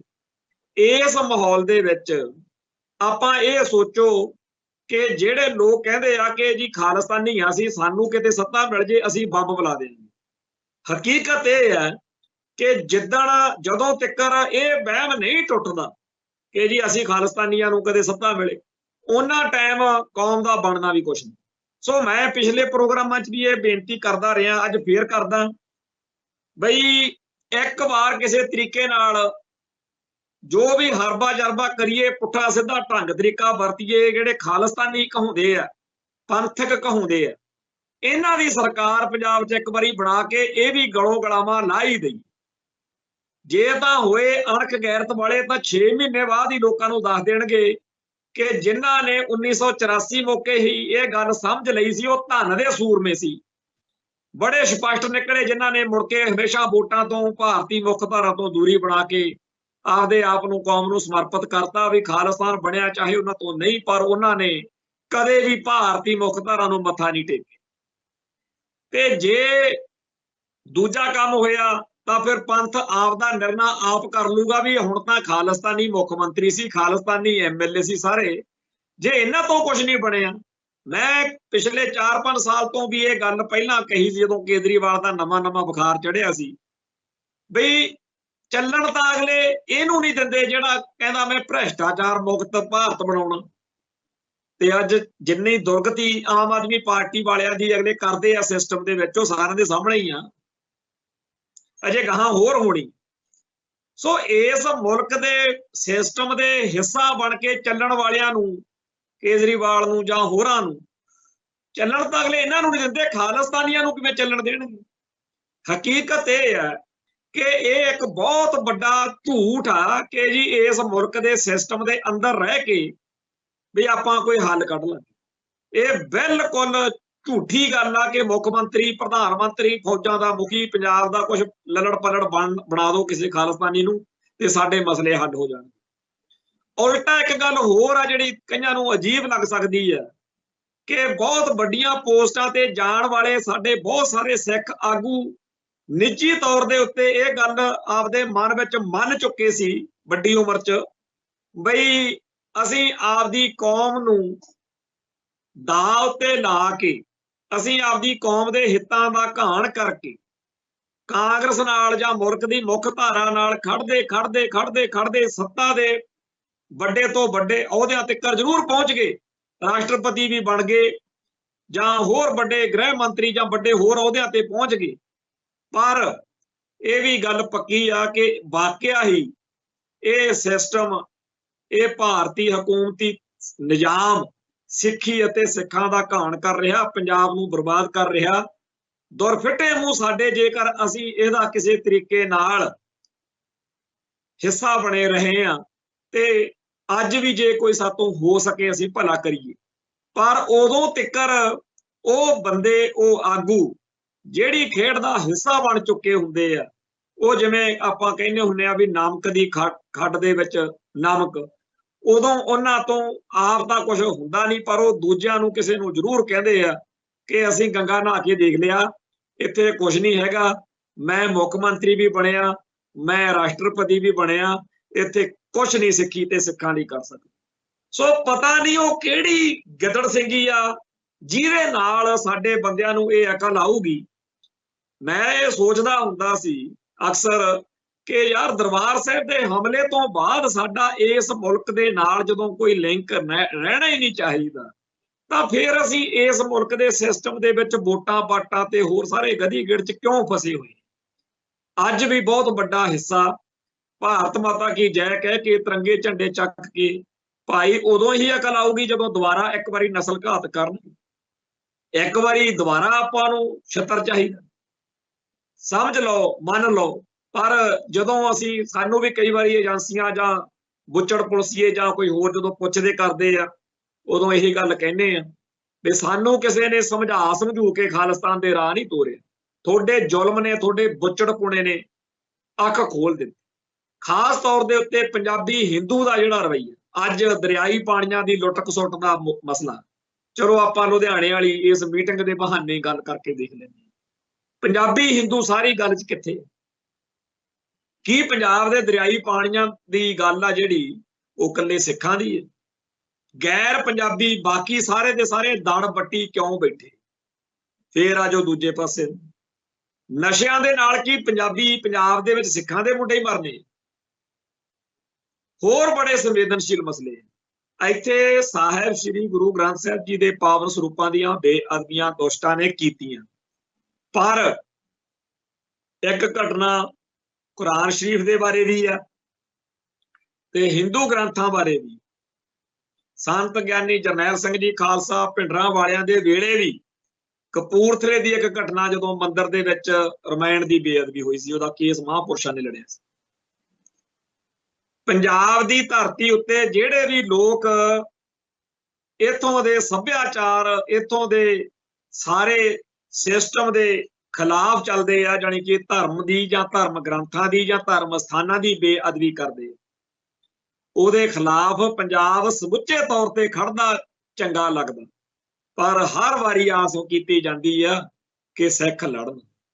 ਜੇ ਇੱਥੇ ਪੰਜਾਬ ਦੇ ਦਰਿਆਈ ਪਾਣੀਆਂ ਦਾ ਮਸਲਾ, ਜੇ ਨਸ਼ਿਆਂ ਦੇ ਮਸਲਾ, ਕੋਈ ਵੀ ਮਸਲਾ, ਉਦੋਂ ਕਹਿੰਦੇ ਆ ਸਿੱਖ ਲੜਨ। ਪਰ ਜਦੋਂ ਆਉਂਦੀ ਆ ਖਾਣ ਪੀਣ ਦੀ ਵਾਰੀ, ਉਦੋਂ ਜੀ ਸਾਨੂੰ ਸਾਰਿਆਂ ਦਾ ਪੰਜਾਬ ਸਾਂਝਾ ਪੰਜਾਬ। ਤੇ ਜਦੋਂ ਤਾਂ ਪੰਜਾਬ ਦੀ ਮਾਂ ਬੋਲੀ ਦੇ ਪਿੱਠ 'ਚ ਛੁਰਾ ਮਾਰਨਾ, ਉਦੋਂ ਮਾਰਨਾ ਪੰਜਾਬੀ ਹਿੰਦੂ ਨੇ ਆ। ਤੇ ਜੇ ਕਿਤੇ ਕੋਈ ਸਿੱਖ ਕਹਿੰਦਾ ਕਿ ਭਾਈ ਸਾਡੀ ਸਾਰਿਆਂ ਦੀ ਮਾਂ ਬੋਲੀ ਆ, ਜੇ ਤੁਸੀਂ ਤਿਆਗਣਾ ਤਾਂ ਤਿਆਗ ਦੇਵੋ, ਫਿਰ ਇਹ ਅਸੀਂ ਸਿੱਖ ਅਪਣਾ ਲੈਂਦੇ ਆ, ਉਦੋਂ ਕਹਿੰਦੇ ਆ ਸਿੱਖ ਤਾਂ ਫਿਰਕੂ ਨੇ। ਇਹਨਾਂ ਨੇ ਪੰਜਾਬੀ ਬੋਲੀ ਇਕੱਲੇ ਸਿੱਖਾਂ ਦੀ ਕਹਿਤੀ, ਸਿੱਖਾਂ ਵੱਲ ਧੱਕ ਦਿੱਤੀ ਤਾਂ ਭਾਈ ਸਿੱਖਾਂ ਨੇ ਕਹਿਤੀ। ਸਿੱਖ ਕਦੋਂ ਕਹਿੰਦੇ ਆ ਕਿ ਤੁਹਾਡੀ ਨਹੀਂ ਹੈਗੀ? ਹੁਣ ਵੀ ਦਰਿਆਈ ਪਾਣੀਆਂ ਦੀ ਲੜਾਈ ਤੁਸੀਂ ਹਿੰਦੂਓ ਲੜੋ ਨਾ, ਤੇ ਜੇ ਸਿੱਖ ਲੜਨ ਤੁਸੀਂ ਕਹਿੰਦੇ ਹੋ ਜੀ ਇਹਨਾਂ ਦਾ ਮਸਲਾ ਹੋਣਾ। ਭਾਈ ਤੁਹਾਨੂੰ ਪਾਣੀ ਨਹੀਂ ਚਾਹੀਦਾ, ਜੇ ਪੰਜਾਬ ਬੰਜਰ ਬਣੂ, ਤੁਹਾਡੀਆਂ ਵੀ ਔਲਾਦਾਂ ਪੁਸ਼ਤਾਂ ਇੱਥੇ ਪਹਿਲੋਂ ਵੀ ਰਹਿੰਦੀਆਂ ਰਹੀਆਂ, ਗਾਂ ਵੀ ਰਹਿਣ। ਜੇ ਕਿਤੇ ਬੰਗਾਲ ਦੇ ਲੋਕ ਕਹਿ ਦੇਣ ਕਿ ਬੰਗਾਲ ਬੰਗਾਲੀਆਂ ਦਾ, ਤਾਂ ਸਾਰੇ ਬੰਗਾਲ ਦੇ ਵਿੱਚੋਂ ਇੱਕ ਵੀ ਬੰਦਾ ਨਹੀਂ ਉੱਥੇ ਹੋਊਗਾ, ਚਾਹੇ ਉਹ ਕਿਸੇ ਵੀ ਧਰਮ ਦਾ ਹੋਵੇ, ਜਿਹੜਾ ਇਹ ਕਵੇ ਕਿ ਇਹ ਗੱਲ ਗਲਤ। ਸਾਰੇ ਕਹਿਣਗੇ ਨਹੀਂ, ਬੰਗਾਲ ਬੰਗਾਲੀਆਂ ਦਾ ਹੀ ਆ, ਬੰਗਾਲ ਦੇ ਲੋਕਾਂ ਨੇ ਬੰਗਾਲ 'ਚ ਰਹਿਣਾ। ਜੇ ਮਹਾਰਾਸ਼ਟਰ ਦੇ ਲੋਕ ਕਹਿਣ ਵੀ ਮਹਾਰਾਸ਼ਟਰ ਦੇ ਉੱਤੇ ਸਭ ਤੋਂ ਪਹਿਲਾ ਤੇ ਆਖਰੀ ਹੱਕ ਮਰਾਠੇ ਲੋਕਾਂ ਦਾ, ਕੋਈ ਇਤਰਾਜ਼ ਨਹੀਂ ਕਰੂ। ਆਮਚੀ ਮੁੰਬਈ, ਜਾਣੀ ਕਿ ਬੰਬਈ ਸਾਡੀ ਹੈ, ਇਹ ਬੰਬਈ ਦੇ ਲੋਕ, ਬੰਬਈਕਰ ਜਿਨ੍ਹਾਂ ਨੂੰ ਕਹਿੰਦੇ, ਉਹ ਕਹਿੰਦੇ ਆ ਕਿ ਸਾਡੇ ਇਸ ਧਰਤੀ ਉੱਤੇ ਸਭ ਤੋਂ ਪਹਿਲੇ ਹੱਕ ਨੇ। ਬੜੇ ਲੋਕਾਂ ਨੇ ਆਪੋ ਆਪਦੇ ਹਿਸਾਬ ਨਾਲ ਕਾਨੂੰਨ ਬਣਾਏ ਨੇ। ਹਰ ਮੁਲਕ ਦੇ ਹਰ ਸੂਬੇ ਦੇ ਲੋਕਾਂ ਨੇ ਆਪਦੀ ਬੋਲੀ, ਆਪਦੇ ਧਰਮ ਅਤੇ ਆਪਦੇ ਸੱਭਿਆਚਾਰ ਦੇ ਹਿਸਾਬ ਨਾਲ ਗੱਲ ਕੀਤੀ। ਤੇ ਸਾਰੇ ਦੇ ਸਾਰੇ ਉਸ ਸੂਬੇ ਦੇ ਜਿਹੜੇ ਲੋਕ ਨੇ, ਉਹਨਾਂ ਦਾ ਧਰਮ ਚਾਹੇ ਜਿਹੜਾ ਮਰਜ਼ੀ ਹੋਵੇ, ਉਹ ਇਹਨਾਂ ਮਸਲਿਆਂ ਦੇ ਉੱਤੇ ਬਿਲਕੁਲ ਸਹੀ ਚੱਲਦੇ। ਪਰ ਪੰਜਾਬ ਦੇ ਵਿੱਚ ਜੇ ਅਸੀਂ ਕਹਿ ਬੈਠੀਏ ਪੰਜਾਬ ਪੰਜਾਬੀਆਂ ਦਾ, ਸਭ ਤੋਂ ਪਹਿਲਾਂ ਨਾਰੇ ਪਿੱਟਣ ਬਹਿ ਜਾਂਦੇ ਆ ਕਿ ਹਾਏ ਮਾਰੇ। ਫਿਰ ਨਾਲ ਇਹਨਾਂ ਦੇ ਕਾਮਰੇਡ ਕਤੀੜ ਉਹ ਨਾਲ ਚਿਪੜ ਜਾਂਦੀ ਆ ਵੀ ਇਹ ਤਾਂ ਜੀ ਖਾਲਿਸਤਾਨ ਦੀ ਗੱਲ ਕਰਦੇ।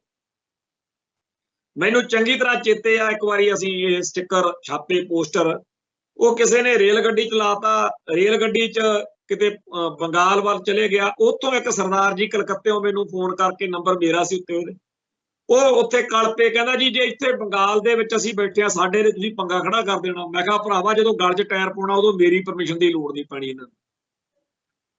ਸੋ ਸਾਡੇ ਆਪਦੇ ਅੰਦਰ ਜਿੱਥੇ ਪੰਜਾਬ ਨਾਲ, ਪੰਥ ਨਾਲ ਹੋ ਰਹੇ ਧੱਕਿਆਂ ਖਿਲਾਫ ਲੜਨ ਦੀ ਜੁਰਤ ਤੇ ਜੁਗਤ ਵਧਣੀ ਚਾਹੀਦੀ ਆ, ਉੱਥੇ ਸਾਨੂੰ ਇਹ ਕਲੀਅਰਿਟੀ ਵੀ ਆਉਣੀ ਚਾਹੀਦੀ ਆ ਕਿ ਇਸ ਸਿਸਟਮ ਦੇ ਵਿੱਚੋਂ ਕੁਝ ਨਹੀਂ ਮਿਲਣਾ।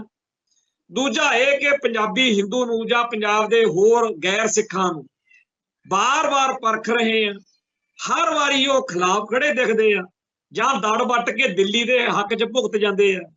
ਪਰ ਕਦੇ ਵੀ ਇਹ ਲੋਕ ਉਹ ਪੀੜ, ਉਹ ਦਰਦ, ਇੱਥੇ ਇੱਕ ਉਹ ਵਿਨਾਇਕ ਸੈਨ ਦਾ ਬੜਾ ਰੌਲਾ ਇੱਥੇ ਅੱਜ ਕੱਲ, ਉਹ ਅਜੀਤ ਵਾਲੇ ਵੀ ਬੜਾ, ਉਹ ਹੋਰ ਮੈਂ ਬੜੀਆਂ ਇੰਟਰਵਿਊ, ਕਿਤਾਬਾਂ ਬੜੀਆਂ ਆ ਰਹੀਆਂ, ਬੱਲੇ ਬੱਲੇ ਕੀਤੀ ਪਈ ਆ। ਕਹਿੰਦਾ ਜੀ ਸਾਡੇ ਪੰਜਾਬ ਦੇ ਉੱਤੇ ਸਾਰਾ ਹਿੰਦੂਆਂ ਦਾ, ਅਸੀਂ ਤਾਂ ਜੀ ਬੜੇ ਇੱਥੇ ਪੰਜਾਬ ਨੂੰ ਪਿਆਰ ਕਰਦੇ। ਤੇ ਅੱਜ ਹੋਰ ਤਾਂ ਗੱਲ ਖਾਧੀ ਕੜੀ ਜਿਹੜੀ ਹਿੰਦੂ ਸਿੱਖ ਏਕਤਾ ਉਹਦਾ ਹੀ ਕੋਈ ਕਰ ਲੈਂਦੇ ਵੀ ਭਾਈ ਠੀਕ ਆ, ਕਾਂਗਰਸ ਨੇ ਦਿੱਲੀ 'ਚ ਜ਼ੁਲਮ ਕੀਤਾ, ਜਿਹੜੇ ਆਹ ਵਿਨਾਇਕ ਬਰੂਕ ਸੈਨ ਆ ਜਾਂ ਹੋਰ ਸਾਰੇ ਆ, ਮੈਂ ਇਹਨਾਂ ਦੀ ਗੱਲ ਕਰਦਾ ਜਿਹਨਾਂ ਨੂੰ ਬੜੀਆਂ ਗੱਲਾਂ ਫੁਰਦੀਆਂ ਨੇ। ਮੰਨ ਲੈਨੇ ਆ ਵੀ ਇਹ ਕਹਿ ਸਕਦੇ ਆ ਕਿ ਜੂਨ 84 ਨੂੰ ਤੁਹਾਡੇ ਸਿੱਖਾਂ ਨੇ ਹਥਿਆਰ ਕਿਉਂ ਦਰਬਾਰ ਸਾਹਿਬ 'ਚ ਰੱਖੇ, ਪਰ ਨਵੰਬਰ 84 ਨੂੰ ਤਾਂ ਬਿਲਕੁਲ ਬੇਦੋਸ਼ੀਆਂ ਦਾ ਕਤਲੇਆਮ ਹੋਇਆ। ਕਦੇ ਕਿਸੇ ਪੰਜਾਬੀ ਹਿੰਦੂ ਨੇ, ਆਮ ਨੇ ਜਾਂ ਕਿਸੇ ਲੀਡਰ ਨੇ ਸਿੱਖ ਕੌਮ ਨਾਲ ਹਮਦਰਦੀ ਜ਼ਾਹਿਰ ਕੀਤੀ ਆ ਵੀ ਤੁਹਾਡੇ ਉੱਤੇ ਜੋ ਉਦੋਂ ਵਾਪਰਿਆ, ਯਾਰ ਆਪਣਾ ਫਿਰ ਵੀ ਭਾਈਚਾਰਾ ਵਾ, ਆਪਾਂ ਇਕੱਠੇ ਪੰਜਾਬ 'ਚ ਰਹਿੰਦੇ, ਤੇ ਚੀਕਾਂ ਮਾਰਦੇ ਰਹਿਣਗੇ ਕਿ ਜੀ ਪੰਜਾਬ ਦੇ ਵਿੱਚ ਰੇਲਾਂ 'ਚੋਂ ਬੱਸਾਂ 'ਚੋਂ ਕੱਢ ਕੇ ਖਾੜਕੂਆਂ ਨੇ ਹਿੰਦੂ ਮਾਰੇ। ਇਹ ਡਰਾਮਾ ਬੜਾ ਚਿਰ ਚੱਲਿਆ, ਪਰ ਹੁਣ ਬਹੁਤ ਸਾਰੇ ਇਹੋ ਜਿਹੇ ਲੋਕ ਸਾਹਮਣੇ ਆ ਗਏ ਨੇ ਜਿਹੜੇ ਕਹਿੰਦੇ ਆ ਕਰੋ ਸਾਬਤ। ਉਹ ਸਾਰੇ ਦੇ ਸਾਰੇ ਕਾਸੇ ਦੇ ਉੱਤੇ ਪੈਂਕੀ ਕੈਟ ਨੇ ਬੜੇ ਸੋਹਣੇ ਤਰੀਕੇ ਨਾਲ ਗੱਲ ਕੀਤੀ ਸੀ ਵੀ ਸਾਨੂੰ ਪਤਾ ਜਦੋਂ ਪੀਲੇ ਪਰਨੇ ਬੰਨ੍ਹ ਕੇ ਥਾਣਿਆਂ 'ਚੋਂ ਕੌਣ ਨਿਕਲਦਾ ਰਿਹਾ। YouTube ਤੇ ਵੀਡੀਓ ਪਈ। ਸੋ ਕੈਟਾਂ ਟੌਟਾਂ ਤੇ ਖੁਫੀਆ ਏਜੰਸੀਆਂ ਨੇ ਆਪਰੇਸ਼ਨ ਕੀਤੇ ਤੇ ਪੰਜਾਬ ਦੇ ਵਿੱਚ ਸਿੱਖ ਸੰਘਰਸ਼ ਨੂੰ ਬਦਨਾਮ ਕਰਨ ਦੇ ਲਈ ਪੀਲੇ ਪਰਨੇ, ਚਿੱਟੇ ਕੁੜਤੇ ਪਜਾਮੇ ਪਾ ਕੇ ਵਾਰਦਾਤਾਂ ਜ਼ਰੂਰ ਕੀਤੀਆਂ। ਜੇ ਕਿਤੇ ਖਾੜਕੂ ਲਹਿਰ ਦਾ ਇਹ ਨਿਸ਼ਾਨਾ ਹੁੰਦਾ ਤਾਂ ਫਿਰ ਜਿਹੜੇ ਤੁਸੀਂ ਗਣਾਉਂਦੇ ਹੋ ਨਾ ਕਿ 500 ਜਾਂ 700, ਫਿਰ ਇੱਥੇ ਤੱਕ ਗੱਲ ਨਾ ਹੋਣੀ ਸੀ, ਫਿਰ ਕਹਾਣੀ ਕੋਈ ਹੋਰ ਹੋਣੀ ਸੀ। ਪਰ ਹਰੇਕ ਸਿੱਖ ਜੁਝਾਰੂ ਨੂੰ ਇਹ ਪਤਾ ਸੀ ਕਿ ਸਾਡੀ ਆ ਸਾਡੇ ਪੰਜਾਬ ਦੇ ਆਮ ਹਿੰਦੂ ਨਾਲ ਕੋਈ ਦੁਸ਼ਮਣੀ ਨਹੀਂ। ਹਾਂ, ਜਿਹੜਾ ਪੰਗਾ ਲਵੇ ਉਹ ਚਾਹੇ ਕੋਈ ਵੀ ਆ ਪੰਜਾਬ ਦਾ, ਚਾਹੇ ਉਹ KPS ਗਿੱਲ ਆ, ਚਾਹੇ ਉਹ ਬੇਅੰਤ ਸਿੰਘ ਆ, ਤੇ ਚਾਹੇ ਕੁਝ ਹੋਰ ਆ, ਉਹ ਹਿੰਦੂ ਹੋਵੇ ਸਿੱਖ ਹੋਵੇ, ਗੋਬਿੰਦ ਰਾਮ ਜਿਹੜਾ ਜਹਾਰ ਆਲਮ, ਉਹ ਸਾਰਿਆਂ ਲਈ ਨਫ਼ਰਤ ਸੀ ਉਹਦਾ। ਪਰ ਪੰਜਾਬ ਦੇ ਜੁਝਾਰੂ ਸਿੰਘਾਂ ਨੂੰ ਇਹ ਕਲੀਅਰ ਸਪਸ਼ਟਤਾ ਸੀ, ਕਲੀਅਰਿਟੀ ਦਾ, ਕਿ ਸਾਡਾ ਨਿਸ਼ਾਨਾ ਦਿੱਲੀ 'ਚ ਬੈਠੇ ਉਹ ਲੋਕ ਨੇ ਜਿਨ੍ਹਾਂ ਨੇ ਸਾਡੇ ਉੱਤੇ ਜ਼ੁਲਮ ਕੀਤਾ, ਜਾਂ ਜ਼ਾਲਮ ਕੋਈ ਵੀ ਹੋਵੇ ਉਹਦੇ ਨਾਲ, ਆਮ ਹਿੰਦੂ ਨਾਲ ਕੋਈ। ਪਰ ਪੰਜਾਬੀ ਹਿੰਦੂ ਜਿਹੜਾ ਹੈ, ਨਾ ਤਾਂ ਉਹ ਨਵੰਬਰ 84 ਦਾ ਦਰਦ ਸਾਡਾ ਮੰਨਦਾ, ਨਾ ਉਹ ਦਰਿਆਈ ਪਾਣੀਆਂ ਦੇ ਮਸਲੇ ਤੇ ਸਾਡੇ ਨਾਲ ਖੜਦਾ, ਨਾ ਉਹ ਨਸ਼ਿਆਂ ਦੇ ਮਾਮਲੇ ਤੇ ਨਾਲ ਖੜਦਾ, ਨਾ ਬੇਅਦਬੀ ਦੇ ਇਨਸਾਫ ਨਾ ਮਿਲਣ ਦਾ ਉਹਨੂੰ ਕੋਈ ਦੁੱਖ ਵਾ। ਹੱਦ ਹੋਈ ਪਈ ਆ ਵੀ ਉਲਟਾ ਜਿਹੜੇ ਹੈਗੇ ਆ ਫਿਰਕੂ, ਜਨੂਨੀ, ਪਾਕਿਸਤਾਨ ਦੇ ਏਜੰਟ ਹਿੰਦੂ ਸਿੱਖ ਏਕਤਾ ਦੇ ਦੁਸ਼ਮਣ ਸਿੱਖ ਬਣਾਏ ਫਿਰਦੇ। ਖੈਰ, ਅੱਜ ਭਗਵੰਤ ਮਾਨ ਨੂੰ ਜਿੰਨੀਆਂ ਲਾਹਣਤਾਂ ਸੋਸ਼ਲ ਮੀਡੀਆ ਤੇ ਪੈ ਰਹੀਆਂ ਨੇ, ਜਿੰਨਾ ਉਹਨੂੰ ਰੱਦ ਕੀਤਾ ਜਾ ਰਿਹਾ, ਇਵੇਂ ਹੀ ਕਿਸੇ ਵੇਲੇ ਇਹੀ ਲੋਕ ਜਦੋਂ ਬਾਦਲ ਹੁਣੀ 1 ਨਵੰਬਰ ਵਾਲੇ ਦਿਨ ਗਿੱਧੇ ਭੰਗੜੇ ਪਵਾਉਂਦੇ ਸੀ, ਉਦੋਂ ਲਾਹਣਤਾਂ ਉਹਨਾਂ ਨੂੰ ਵੀ ਪਾਉਂਦੇ ਸੀ। ਸੋ ਜਿਹੜੀਆਂ ਲਾਹਣਤਾਂ ਲੈਣ ਵਾਲੇ ਆ ਉਹ ਬਦਲੇ ਆ, ਲਾਹਣਤਾਂ ਉਹੀ ਨੇ। ਤੇ ਇਹ ਚੱਕਰ ਜਿਹੜਾ ਐਂ ਚੱਲਦਾ ਰਹਿਣਾ ਬਈ ਲਾਹਣਤਾਂ ਲੈਣ ਵਾਲੇ ਦਿੱਲੀ ਤੋਂ ਚੱਲਣ ਵਾਲੇ ਰਿਮੋਟ ਕੰਟਰੋਲ ਨਾਲ ਇਹੋ ਜਿਹੇ ਬੜੇ ਆਗੂ ਆਉਣਗੇ ਜਿਨ੍ਹਾਂ ਨੇ ਪੰਜਾਬ ਨਾਲ, ਪੰਥ ਨਾਲ ਧਰੋਹ ਕਮਾਉਣਾ। ਉਹਨਾਂ ਸਾਰਿਆਂ ਦੇ ਬਦਲੇ ਵਿੱਚ ਸਾਡਾ ਪੰਜਾਬ ਦਾ ਅਸਲ ਦਰਦੀਆਂ ਦਾ ਕੀ ਫਰਜ਼ ਬਣਦਾ, ਉਹ ਅੱਜ ਜਦੋਂ ਇੱਥੇ ਦਲ ਖਾਲਸਾ ਦੇ ਮਾਰਚ ਦੇ ਵਿੱਚ ਸ਼ੁਰੂ ਵਿੱਚ ਤੇ ਅੰਤ ਵਿੱਚ ਤਕਰੀਰਾਂ ਹੋਈਆਂ, ਬਹੁਤ ਸਾਰੇ ਨਵੇਂ ਨੌਜਵਾਨਾਂ ਨੂੰ ਬੋਲਦਿਆਂ ਸੁਣਿਆ ਤੇ ਮਨ ਨੂੰ ਧਰਵਾਸ ਹੋਇਆ। ਮੈਨੂੰ ਚੇਤੇ ਆ ਵੀ ਇੱਕ ਵਾਰੀ ਕੰਵਰ ਸਿੰਘ ਧਾਮੀ, ਜਿਹਨੇ KPS ਗਿੱਲ ਦੇ ਥੱਪੜ ਛੱਡਿਆ ਸੀ, ਉਹ ਮਿਲਿਆ ਤੇ ਮੈਨੂੰ ਦੇਖ ਕੇ ਬੜਾ ਖੁਸ਼ ਹੋ ਕੇ ਜੱਫਾ ਪਾ ਕੇ ਕਹਿਣ ਲੱਗਿਆ ਬਈ ਘਮਾਣ, ਜਦੋਂ ਅਸੀਂ ਤੇਰੇ ਵਰਗਿਆਂ ਨੂੰ, ਕਾਲੀ ਦਾੜੀ ਵਾਲਿਆਂ ਨੂੰ, ਖਾੜਕੂ ਖਾਲਿਸਤਾਨੀ ਸਫਾਂ 'ਚ ਨਵੇਂ ਆ ਮੁੰਡਿਆਂ ਨੂੰ ਦੇਖਦੇ ਆ, ਸਾਡਾ ਮਨ ਖੁਸ਼ ਹੋ ਜਾਂਦਾ ਕਿ ਸਾਤੋਂ ਬਾਅਦ ਵਿੱਚ, ਕਿਉਂਕਿ ਅਸੀਂ ਤਾਂ ਹੁਣ ਬੁੱਢੇ ਹੁੰਦੇ ਜਾ ਰਹੇ। ਇਵੇਂ ਹੀ ਅੱਜ ਥਾਂ ਥਾਂ ਦੇ ਉੱਤੇ ਸਿੱਖ ਨੌਜਵਾਨਾਂ ਨੂੰ, ਨਵਿਆਂ ਚਿਹਰਿਆਂ ਨੂੰ ਪੰਥਕ ਝੰਡਾ, ਖਾਲਿਸਤਾਨੀ ਝੰਡਾ ਚੱਕ ਕੇ ਸ਼ੁਰੂਆਤ ਕਰਦਿਆਂ ਨੂੰ ਦੇਖਦੇ ਆ ਤਾਂ ਮਨ ਬਹੁਤ ਖੁਸ਼ ਹੁੰਦਾ। ਇਹ ਜੰਗ ਇੱਕ ਨਾ ਇੱਕ ਦਿਨ ਅਸੀਂ ਲਾਜ਼ਮੀ ਜਿੱਤਾਂਗੇ। ਉਹ ਵਕਤ ਲਾਜ਼ਮੀ ਆਏਗਾ ਜਦੋਂ UNO ਦੇ ਵਿੱਚ ਹੋਰਨਾਂ ਮੁਲਕਾਂ ਦੇ ਝੰਡਿਆਂ ਦੇ ਬਰਾਬਰ ਸਾਡਾ ਖਾਲਿਸਤਾਨ ਦਾ ਝੰਡਾ ਵੀ ਝੂਲੂਗਾ।